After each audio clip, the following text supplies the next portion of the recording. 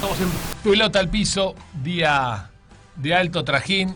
Si tienen ganas de cobrar unos mangos, muchachos, le toman asistencia a los manifestantes ahora el 9 de julio. Y se anotan en la lista y la tienen viva. Bueno, país absolutamente alucinante.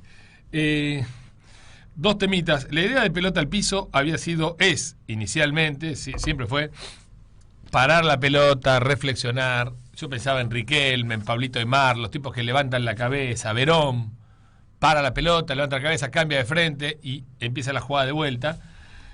Y no tanto meternos en tema de coyuntura, pero la verdad es que la coyuntura nos pasa por arriba, y en un país donde en una semana aparecen fotos, videos y todo lo que te puedas imaginar, bueno, es difícil a veces separar los temas y tratarlos en profundidad.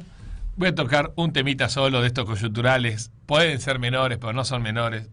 Tenemos al presidente cantautor. Este país es increíble. Yo no sé. La canción, el estribillo de la canción que hizo el presidente, que tuvo tiempo en pandemia para hacer una canción, ¿no? Y la canción dice el estribillo: si me pierdo, yo me encuentro. Si me caigo, me levanto. El secreto en esta vida es seguir cantando. Primero, no sé cómo está la métrica. Poneme Ramones porque estoy muriendo de la inanición auditiva. Bueno, qué sé yo, no sé, Dios mío. Déjalo. Yo lo canté mal porque la verdad que no sé leer, pero si me pierdo, yo me encuentro. Pasa una adivinanza. Si me caigo, me levanto. El secreto en esta vida es seguir cantando. Y nosotros seguimos cantando pese a todo. ¿Está bien? Cantan los muchachos. Ya vamos a subirlo a Twitter eso porque es una cosa alucinante. Lo vi recién en el diario y quedé estupefacto. Quiero hacer una precisión del programa anterior, porque muchos en el chat del canal se enojaron y qué sé yo. A ver, muchachos, se llama a un entrevistado, tiene la amabilidad de venir, es visitante en nuestra casa, por lo tanto, en lo que tenemos diferencia planteamos: che, loco, no pienso como vos, pero detesto lo que decís, pero daría mi vida por defender tu derecho a decirlo, ¿está claro? El otro día vimos un buen análisis de la legislación laboral argentina, y no es para matar al mensajero, aprendamos de lo que no sabemos. Cuando alguien no sabe algo, agarra papel y lápiz y listo.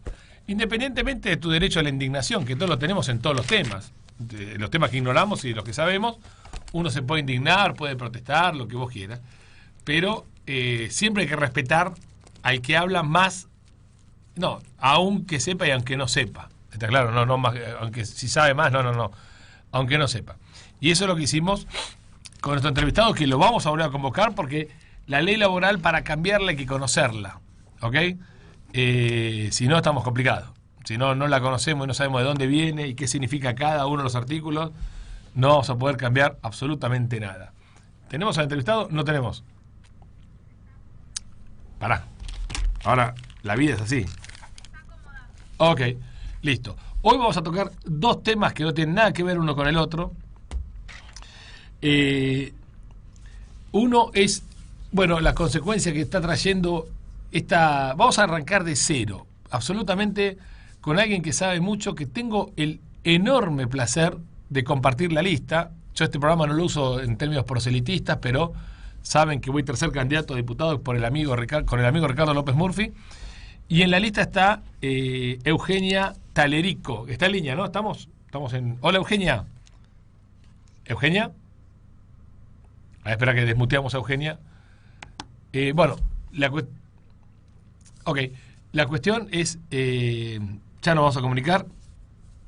Queremos tocar como primer tema el juicio político. Como institución, qué es, qué significa, cómo se crea y si corresponde el pedido de juicio político que algunos diputados están ensayando al presidente de la Nación. Bueno, primero la parte conceptual, porque la gente a veces hablamos mucho y nos cuesta entender. Y después la parte política, si efectivamente hay motivos para hacerlo y cuáles serían las consecuencias de ello. Eso son preguntas que quiero hacerle a Eugenia Talerico, que la verdad que tengo un enorme placer de compartir la lista con ella y me parece que es bastante importante. Y el segundo tema vamos a tratar la segunda media, en la media hora final, va a ser con Ricardo López Gotti, el tema Afganistán. Realmente uno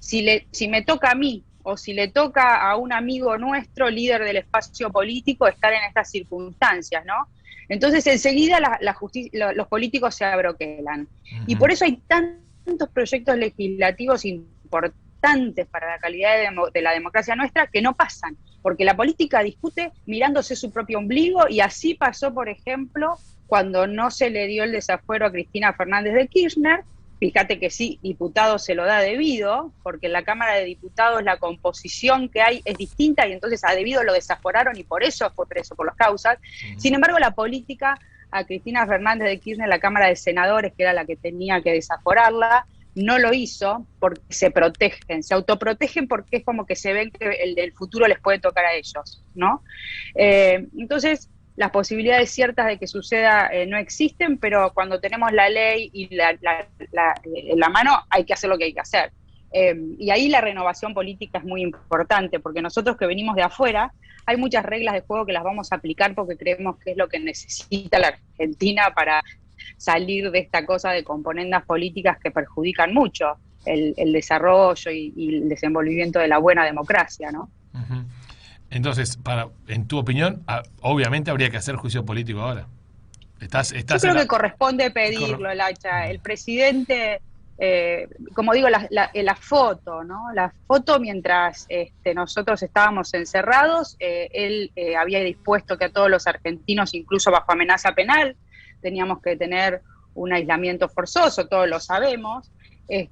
Lo respetaron muchas personas, así como yo nunca le creí a este presidente, porque obviamente es absolutamente incoherente si uno mira sus registros pasados por lo que dice ahora y demás. Entonces a mí la figura presidencial, Alberto Fernández, no me despertó nunca demasiado respeto, pero hay gente que lo respetó de corazón, que el desempeño presidencial que le decía que se cuiden y cómo se tenían que cuidar, ese desengaño hacia su desempeño y a su habilidad moral como presidente de todos los argentinos, y para mí es la causal más directa, que es la del mal desempeño por una inhabilidad moral flagrante de nuestro presidente y con una posible comisión de un delito como autor o como cómplice, si la autora fuera la mujer, como en un primer momento le ensayó que la culpa era de su mujer, ¿no?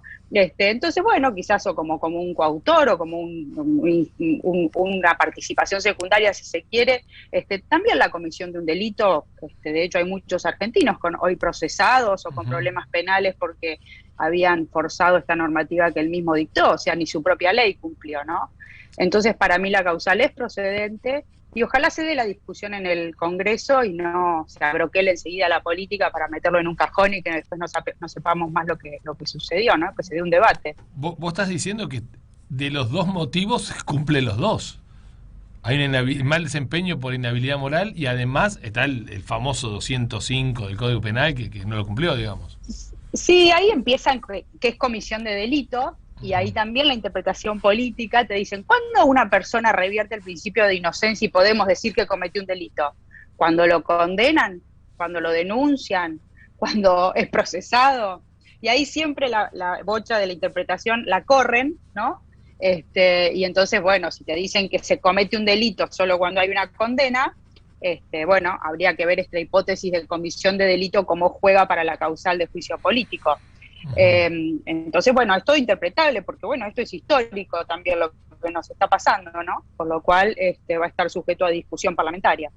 Sí, y te pregunto, desde la más supina ignorancia, porque hay un argumento que dice, no, pero ojo que si lo sacan a Fernández, sube Cristina, que es peor, ponele. Un tema estrictamente utilitario, como que el segundo te gusta menos que el primero, pero en el derecho no se juega eso, ¿o sí?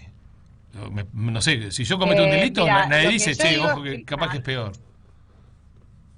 El oportunismo político, cuando de lo que se trata es de aplicar la ley, lo único que hace es que estemos como estamos. Acá la Constitución habilita la posibilidad de pedir juicio político y si Cristina, o sea que tenga que asumir, se tenga que asumir. Ahora, que no me digan que Cristina no es la presidenta de los argentinos, porque hasta en público lo reta.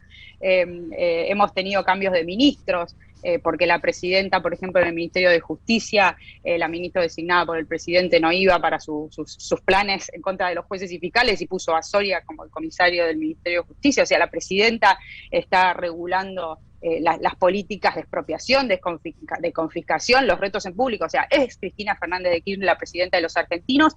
Alberto fue un gran caballo de Troya para ganar las elecciones, la estrategia electoral fue ella, nominó la vicepresidenta al presidente, y hoy no cabe en dudas por muchísimas observaciones que uno tiene de la realidad que es Cristina Fernández de Kirchner la presidenta de los argentinos, con lo cual en definitiva se va a caer la máscara de quién nos está gobernando realmente a los argentinos. Sí, y me quedan unos minutillos y te pregunto, sacamos un minutito de esta cuestión que está clarísima. Si de vos dependiera, digamos, lo podés armar en un papel que está en blanco, agarrás una lapicera Parker como tengo ahora en la mano. Bueno, ¿cómo hacemos para tener una justicia relativamente eficiente y lo más independiente posible? O sea, ¿qué cambiarías vos, que vos sé que sos experta en el tema, para darle más transparencia al asunto, para darle más independencia y más eficiencia a la justicia?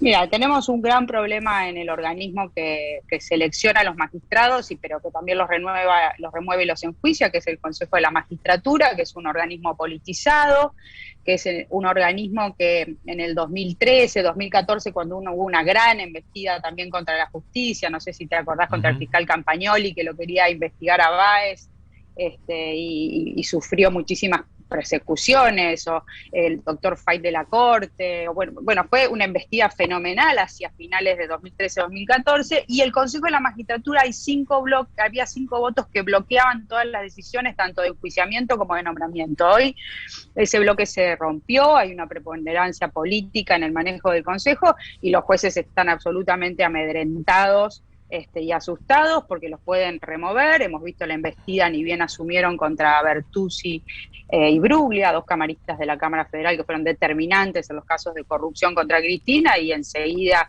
se pusieron a trabajar. Entonces, el Consejo de la Magistratura es un organismo importante, y después la hacha son las personas. El sistema político manejado por el kirchnerismo realmente amedrenta, porque además, como viste, hacen carne de cañón a las personas, porque como para ellos las instituciones molestan, así como les molestan las leyes, los controles, los contrapesos, y son personas, atacan en forma personal a los distintos funcionarios. Entonces no es fácil poder resistir esas embestidas, y lamentablemente tenemos un fuero federal que ha sido bastante tiempistas. Hay jueces que yo desearía obviamente que estén en su casa, están ahí. Entonces, ¿por qué digo esto? Porque la verdad que la actitud personal frente a la cosa pública es absolutamente muy importante, más allá de que uno tenga leyes que sean fuertes, instituciones y demás. Acá la persona que es honesta y que sabe que va a hacer las cosas bien, que no tiene muertos en el placar, puede gestionar la cosa pública, andará a los codazos, pero se va a bancar cualquier tipo de estas embestidas. No son muchos, entonces tenemos un problema en el Consejo de la Magistratura, y después en la gestión de un fuero federal que quisieron reformar con una mentira fenomenal a la gente. Ahí hay un proyecto, ¿no?, que fue también uno de los primeros proyectos de los que se ocuparon, la reforma judicial, con la excusa de obviamente un mal funcionamiento, un lento funcionamiento. Todo lo que quieren es cooptar ese fuero federal, que es el que investiga el poder, y que está funcionando muy mal la hacha. Pero viste como en este país, cuando lo ves desde arriba, no sabes por dónde empezar. Si me preguntas por dónde empezar, el Consejo de la Magistratura es un organismo estratégico para poder cuidar la independencia y autonomía de los jueces, que después, como te digo, tenemos que tener jueces que se comporten debidamente, que sean íntegros, para que podamos defender también su autonomía y su independencia, ¿no? Bueno, María Eugenia Talerico, la verdad que gracias por estar en Pelota al Piso, y bueno, vamos a seguir tocando estos temas. Pelota al Piso es porque paramos la pelota para pensar. La gente toma esto para cualquier lado, pero pues está tan enojada que siempre me dice cualquier verdura, pero la pelota está muy bueno. Lacha, bueno, nada, decirte que también para mí es un placer. Me encanta que gente como vos se involucre. Yo tengo, mi marido siempre mira la política desde afuera y dice, alguien que haya pagado un sueldo, que los funcionarios públicos tengan sus sueldos ajustados por índice de jubilados o por el valor de los bonos argentinos y no los defoltean más, y todas estas ideas que puede tener la gente que está de afuera. y que mira la política con nada, muchísima por ahí desconfianza, o esa política de los privilegios, de los usos y los abusos, por lo cual es bueno que gente que haya estado del otro lado del mostrador se involucre con los costos que tiene estar en política, Lacha, pero celebro que estemos en la lista y ojalá podamos ser una buena opción para la gente, ¿no? Ojalá hagamos algo bueno y que sirva. Sí, seguramente va a ser, por lo menos la intención está. Sí, gracias por estar. Te voy a volver a molestar, porque la verdad que estos temas desconozco absolutamente y me encantó. Fuerte abrazo, nos estaremos viendo. Dale, chao. Chao. Bueno, suena de Clash y Spanish Bomb, así que vamos a hablar de bombas y vamos a hablar de Afganistán. Amigo Ricardo López Gotti, ¿cómo te va? ¿Cómo andas? Muy bien, yo. Te escucho medio vidrioso, a ver. Probemos un cachito más. ¿Mejora? A ver. Está como saturado tu audio, don Ricardo, y este tema es tan complejo que lo único que nos falta es agregarle una saturación. ¿Querés que probemos de vuelta? Dale. Dale, te llamamos en 2 minutos. Si no, hacemos por teléfono. Bueno, ahí te llama Micaela. Bueno, lo que quiero presentar, el tema Afganistán. Honestamente, desde la pregunta, yo me indigné mucho cuando vi la noticia. Debo estar viejo, pero evidentemente cuando veo estas cosas no acepto sonrisitas, no acepto nada. Me estuve peleando con amigos en Twitter. Bueno, cosas que pasan, no es nada grave. Pero uno ignora estos temas, me mezcla muchísimo la cuestión religiosa con la cuestión nacional. Acá no me gusta hablar de quién ganó, quién perdió, porque acá hay gente. Y una de las preguntas que quiero hacer con Ricardo, además de analizar la cuestión histórica, geográfica, geopolítica, hasta donde podamos, obviamente con nuestros conocimientos limitados, una cuestión moral y conceptual. ¿Cuánto derecho tenemos a 15.000 kilómetros a indignarnos y a buscar algún tipo de intervención, solución de algo que no podemos hacer? Porque yo no tengo ningún portaaviones, no tengo aviones de caza, no tengo B-52, cosa que me gustaría coleccionar, honestamente, pero no los tengo. Y la verdad que decir, no, tal país, Estados Unidos, Rusia, Zimbabue, deberían intervenir y arreglar el despelote pero uno lo dice desde afuera, con recursos que no pone, con vidas que no pone, y es complicado, pero a la vez, hay un motivo para mí menos que medieval, menos que, qué sé yo, de la edad antigua, no sé ni de dónde ubicarlo, que resulta inadmisible. Yo no doy ninguna consideración policultural, ni religiosa, ni nacional, ni que estén enojados, ni nada, para que maltraten a una persona. Y realmente, el caso de las mujeres, o caso de los niños, o caso de opositores, realmente me pega en la fibra más íntima del liberalismo que tengo en la sangre. Pero bueno, ¿está con Ricardo? No sé si está por Zoom o por dónde está, pero... A ver, Ricardo. Acá estoy. Ahí estamos un poquito mejor. ¿Ahora me escuchas bien? Sí, vamos por tel, Ricardo, vamos por tel, que va a ser mejor por el tema de... Bueno, dale. Que no puede perderse nada, dale.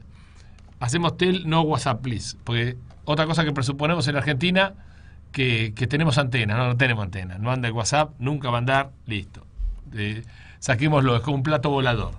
Pero bueno, queremos preguntarle a Ricardo cómo surgieron los talibanes, cómo surgió. Hay muchas más tribus. Yo realmente me pone muy loco que hablemos de tribus, pero bueno, uno mira todo desde el punto de vista occidental y no entiende cómo las cosas no son democráticas y republicanas, y aparentemente pueden no serlo, pero de todas maneras cualquier formato político y cultural nunca para mí puede justificar la violación de derechos humanos. Pero bueno, vamos a hablar con los que saben.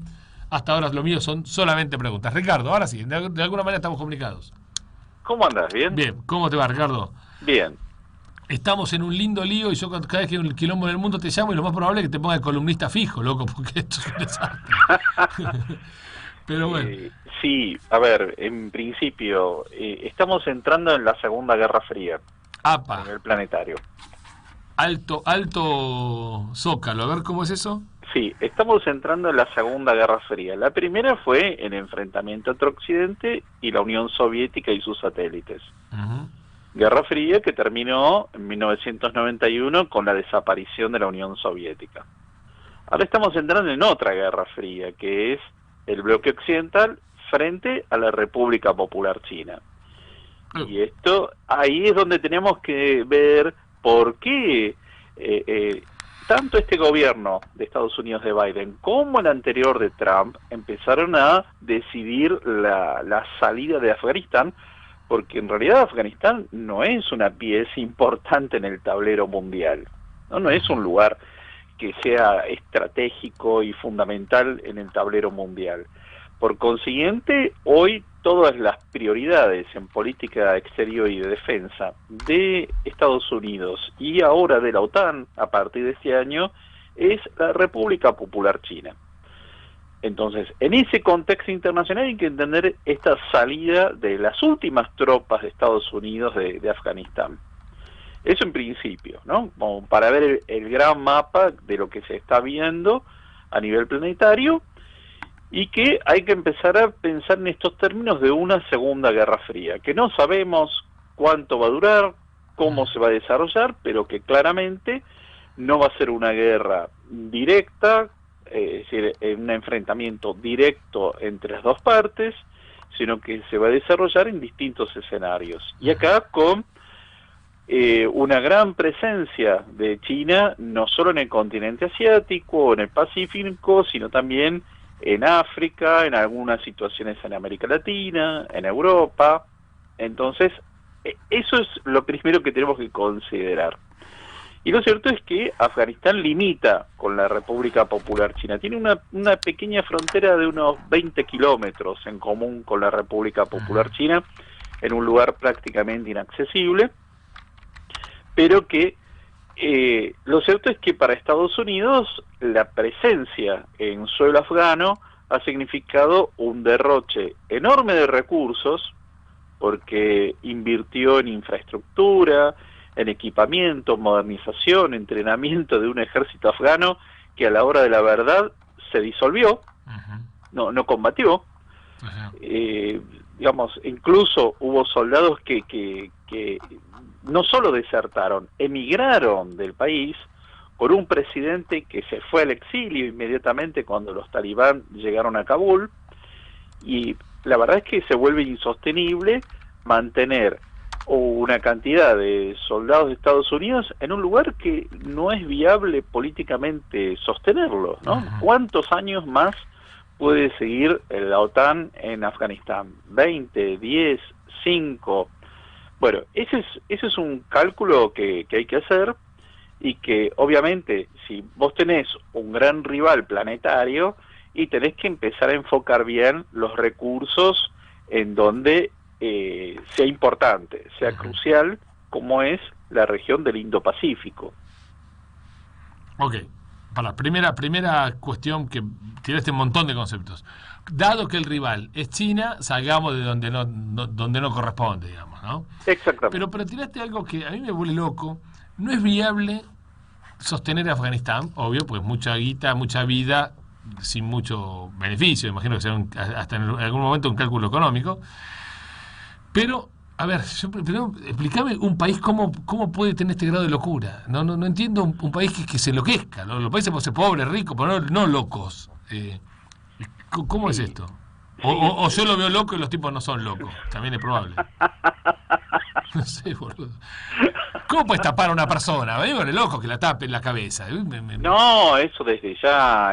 Pero, ya. A ver, acepto que cada uno se... A ver, quiero aclarar esto porque los liberales son tan sensibles últimamente. Pero quiero aclarar esto. Cada uno se puede vestir como quiera y profesar la religión que quiera y autopercibirse estación de ferrocarril. Fenómeno. Pues no puedo obligar a otro a que haga eso. Y estos tipos obligan a terceras personas. Totalmente de acuerdo, y vamos a explicar un poco de dónde viene todo este delirio, porque no es de siempre esta situación en Afganistán.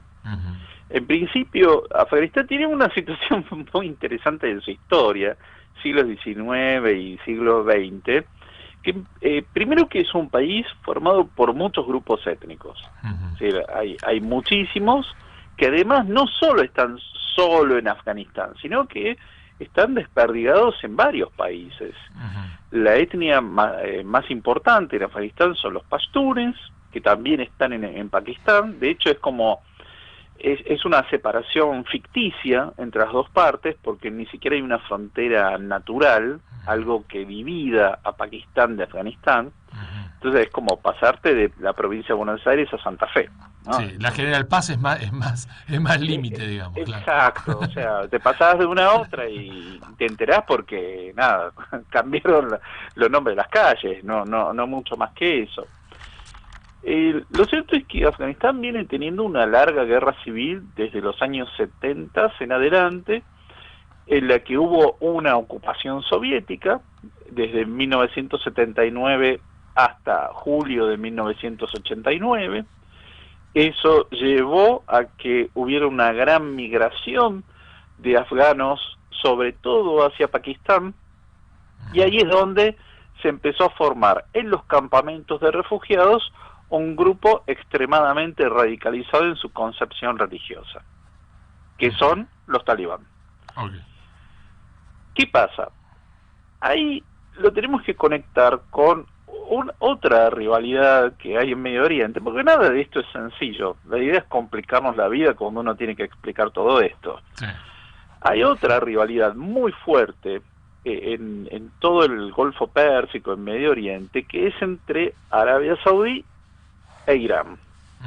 Entonces, la idea del régimen de Arabia Saudí, que es tan teocrático como los talibán, porque esto también hay que decirlo, ¿no? También es un régimen teocrático que comete todo tipo de violaciones de los derechos humanos más elementales.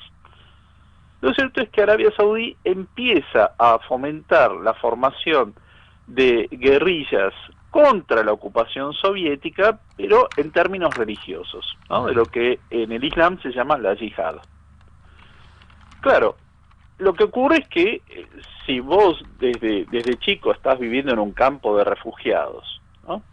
Que te están hablando de la yihad contra la Unión Soviética, que además era un país ateo militante, y además con toda una formación desde Arabia Saudí en esta concepción teocrática de una interpretación muy extrema del Islam. Bueno, lo cierto es que ahí se empiezan a formar grupos de estudiantes, eso es lo que significa talibán, estudiantes de la religión. Lo que pasa es que estos niños y jóvenes que se están formando en los campos de refugiados, la socialización que tienen es condiciones paupérrimas, y empiezan a radicalizarse en su concepción de la religión, y por eso toman el poder en 1996 y quieren implantar una versión propia de lo que ellos consideran el Islam. Y ahí es donde implantan este sistema teocrático que tenía 3 países que lo reconocían nada más, al Afganistán de los talibán entre 1996 y el 2001. Uno era Arabia Saudí, el otro Pakistán, y el tercero era Emiratos Árabes Unidos.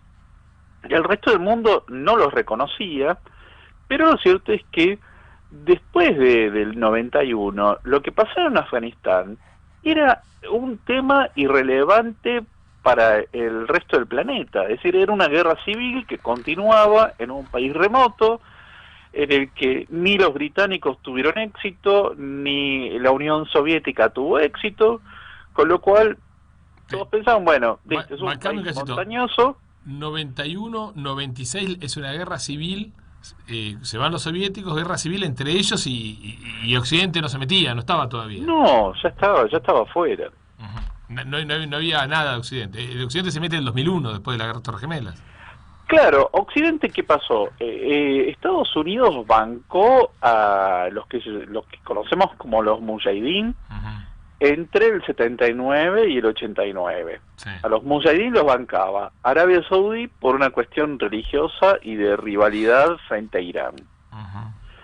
Estados Unidos para volverle imposible la Unión Soviética. Y también la República Popular China los apoyaba. Fíjate que son 3 regímenes, 3 sistemas políticos absolutamente increíbles entre sí. Pero, bueno, termina la Unión Soviética de Afganistán, se termina la Guerra Fría, y Afganistán siguió su guerra civil sin que al resto del mundo le interesara mucho lo que pasaba ahí. Está bien. Así como hay guerras en África y en Medio Oriente que continúan, pero que no están en la tapa de los diarios. Sí.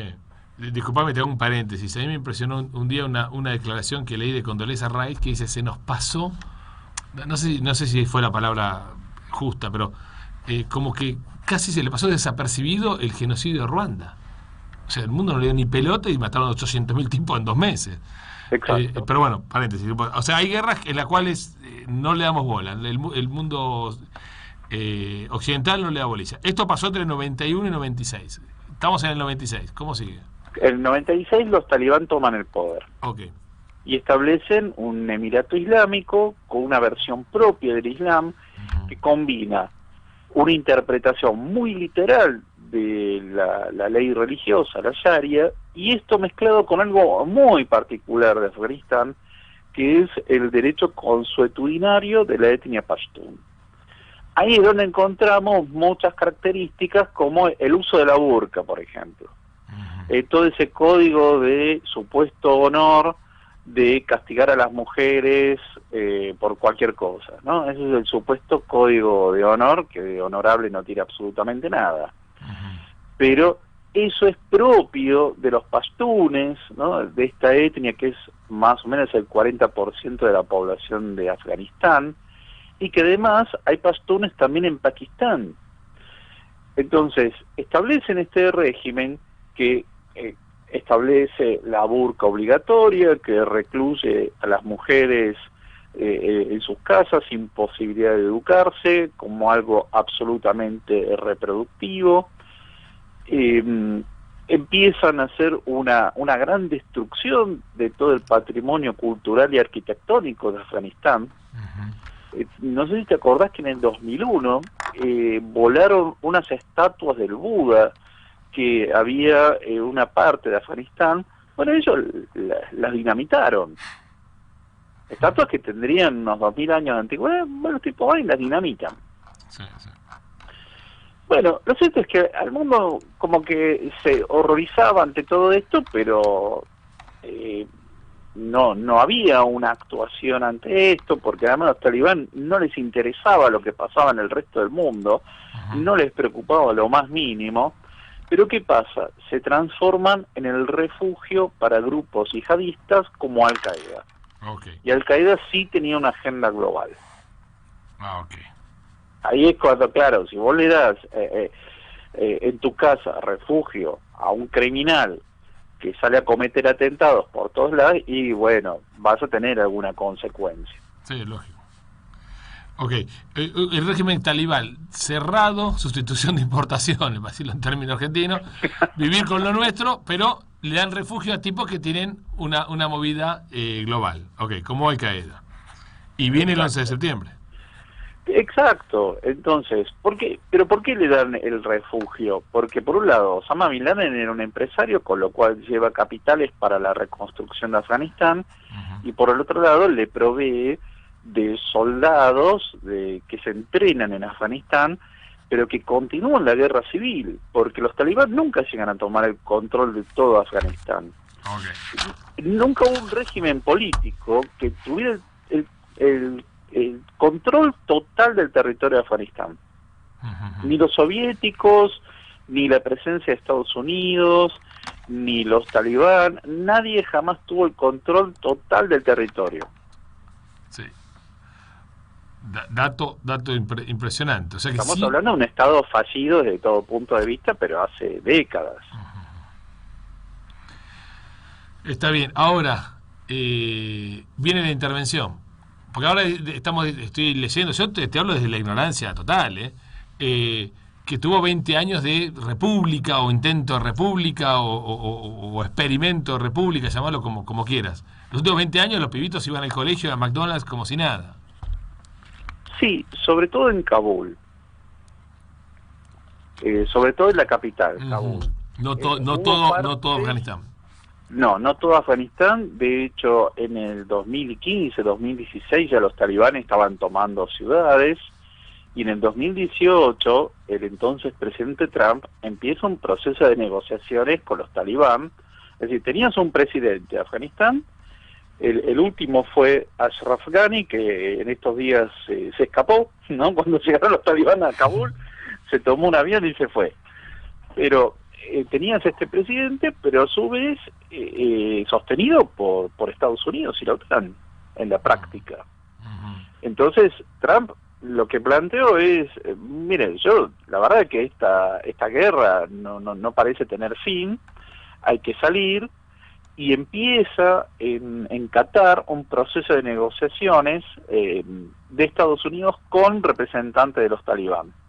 Y la promesa vaga que plantean los talibanes, sí, vamos a reconocer y vamos a cooperar con el gobierno del presidente Ashraf Ghani, y no vamos a dar nunca más refugio a Al-Qaeda, pero la verdad es que en la práctica, ¿cómo haces cumplir esos compromisos? ¿No? Es todo de palabra. Pero 2018 se empieza a plantear esto, ya los talibán controlaban un 15-16% del territorio. No es que eran gente que estaba escondida en alguna caverna, ya venían ocupando el territorio y esto siguió aumentando, siguió avanzando el tema de los talibán. Por eso ellos no querían negociar con el gobierno, porque sabían que tarde o temprano iba a caer, que iban a llegar a Kabul y lo iban a desplazar del poder y restablecerse. ¿Para qué negociar con alguien que no tiene capacidad de fuego? Ok, hasta ahora estás describiendo algo como si los talibanes podrían haber sido una fuerza, qué sé yo, de la izquierda latinoamericana que encontró que no encontró oposición y copó un país, ¿ok? Sí. Lo cual sería grave, pero no es tan grave como lo es, porque, a ver, yo te hago una pregunta, ya entro en el terreno filosófico, tenemos unos minutos y vamos a darle a esto. ¿Por qué a mí de 14.000, 15.000, no sé cuántos kilómetros de distancia estamos? Me inquieta tanto y digo, ¿cómo no arreglan este quilombo de las mujeres? Porque a mí me vuelve loco que alguien se arrogue el derecho de taparle la cara a una, no mandarla, prohibirle la escuela, prohibirle las libertades, y para mí no es algo cultural, para mí es un crimen eso. Totalmente de acuerdo. Y requiere que alguien que, si yo tuviera un B-52, voy y le tiro, pero la verdad que tengo un rulero con... Pero lo que pasa es que si con un globo. Eso tendrías que ir a varias partes del mundo. Bueno, tengo un solo B-52, pero... Okay. Si lo hacemos en forma coherente, tenemos que ir a Arabia Saudí, por ejemplo. Vamos a la pregunta primero. Déjame hacerte una pregunta. Con Arabia Saudí nadie se mete con ese tema. No, pero déjame hacerte primero una pregunta que es vital. ¿Tenemos derecho a eso? ¿O que se jodan por haber nacido ahí? No, yo creo que hay una justificación moral a eso. Yo creo que la hay, y de hecho Alberti en El crimen de la guerra habla de ese tema. Hay un derecho a la intervención humanitaria. El tema es que estuvo presente durante 20 años Occidente y no logró cambiar la sociedad afgana. Bueno, ok, pero una cosa no quita la otra. No lograste... A ver, pero ahí hubo mucho énfasis en una guerra militar, pero no en transformar la mentalidad de los afganos, que además el gobierno era absolutamente corrupto. Es decir, se volcó miles de millones de dólares en infraestructura, en la sociedad civil, en construir hospitales, escuelas, en equipar un ejército, y todo eso desapareció en una cuestión de días. Es decir, que todo eso se lo fueron robando sistemáticamente en un gobierno muy corrupto a lo largo de 20 años, con lo cual llega un momento en que si vos estás poniendo plata permanentemente para un Estado afgano que sea pluralista, democrático, respetuoso de los derechos fundamentales, y no tenés resultados, llega un momento en que la verdad es que es muy difícil sostener eso. Ok, pero perdón, yo quiero separar la cuestión, si querés, práctica utilitaria, que está fuera de discusión, de la filosófica, incluso la cuestión política, porque yo leí mucho el argumento, bueno, al final los afganos son el pueblo más valiente del mundo, se bancaron a los rusos, se bancaron a los yanquis, listo, ok, fenómeno, está bien, eso es política, está bien. La cuestión utilitaria, che, loco, no puedo poner más guita, son unos chorros, ¿qué querés? No puedo hacer más nada, listo. ¿Ok? Ahora, hoy hay una pibita de 6 años que no puede salir al colegio. Ya está, listo. La pibita no tiene ni la culpa de los políticos chorros, ni la culpa que los yanquis son los giles que no lo hacen bien, que yo digo una simplificación a nivel de bar. Pero, digamos, ¿qué se hace desde otro lugar que respeta libertades con un gobierno, con un espacio geográfico donde no se respetan? O sea, ¿qué hay para hacer? Sí. ¿Mirarla por televisión? Mira, hubo un intento fallido que fue la llamada Primavera Árabe en el 2011. Uh-huh. Y que terminó siendo un infierno. Es decir, esa idea de llevar la democracia y el Estado de Derecho a varios países árabes y que terminó en varias guerras civiles. Siria, Irak, Yemen, Libia. Es decir, terminó en una situación peor que la anterior. Uh-huh. Entonces, uno puede ir con las mejores intenciones, pero yo creo que hay algo clave para ese tipo de intervenciones es, bueno, yo sé cómo entrar, ahora, ¿cómo salgo de esto? ¿En qué condiciones salgo? ¿No?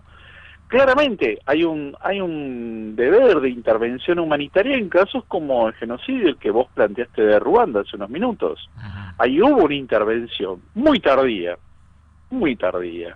pero hubo una intervención. El otro ejemplo histórico es el de Somalia, es decir, ahí colapsó el Estado, empezaron varios grupos rivales a combatir entre sí, de hecho, todavía esta guerra continúa en Somalia desde el 91 en adelante, y Estados Unidos intervino, y llegó un momento que tuvo que salir porque estaban masacrando a los soldados.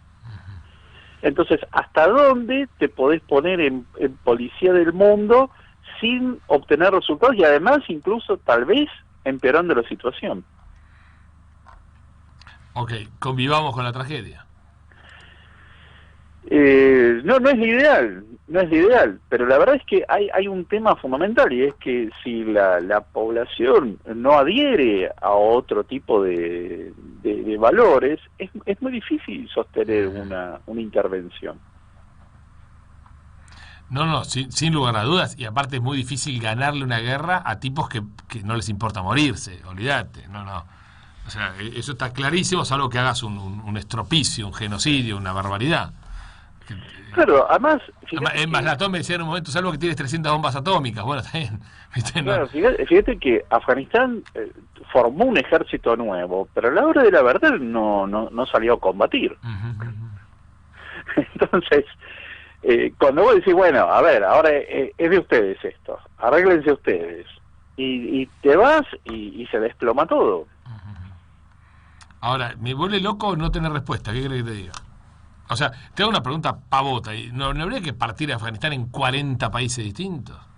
Loco, qué sé yo. Porque... Bueno, sí, es una alternativa que en algún momento se pensó de hacer varios. Lo que pasa es que están todos muy mezclados, y sería como una especie de Suiza de pequeños estados. Sí. El tema es que los vecinos se los van a comer. Claro. Y arrancaste con un tema que yo lo pasé de largo porque realmente es un tema que desconozco absolutamente, que es, en el fondo, ojo que acá está China con Estados Unidos. Es otra liga la que se está jugando. Esto me parece que es como... Te lo digo en términos futbolísticos, Real Madrid contra el Barcelona, y bueno, se armó quilombo en la cancha de Tristán Suárez, déjalo, que se maten entre ellos. Lo dejaste correr. Pero a mí me vuelve loco. ¿Sabes lo que me vuelve loco? Que la solución más estable es dejar a Afganistán que aplasten personas. Sí. Como liberal no lo puedo tolerar, por más que yo no sea el aplastado. No, estoy de acuerdo. Lo que pasa es que evidentemente esa no es la solución, es decir, los resultados no están a la vista. Debería haber otro tipo de solución que es muy difícil de ver. Sí, y volveme a la... Me gustó el título de la Segunda Guerra Fría, la verdad que no me gustó la idea, pero bueno, a ver...